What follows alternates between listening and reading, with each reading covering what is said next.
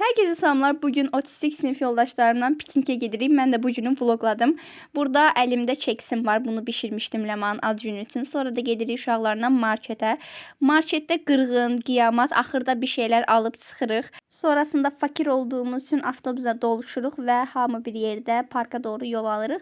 Sonra da piknik edəcəyimiz yerə gəlib çatırıq. Burada Sənanla Məmməd Əlinin yalandan idman hərəkətlərini görürsünüz. Sonra da burada güya Pinterest pikniği eləyəcəydik. Pinterest pikniği oldu amma nəysə. Biz qrup və boy olaraq çox az insanlar olduğumuz üçün həmişə burada tıxınırıq. Sonra da zakaz verdiyimiz yeməklər gələnə kimi biz də voleybol falan oynamaya çalışırıq. Burada da Nabat vurulmuş kimi yatır. Burada da güya da indi oyun topsad oynayırıq.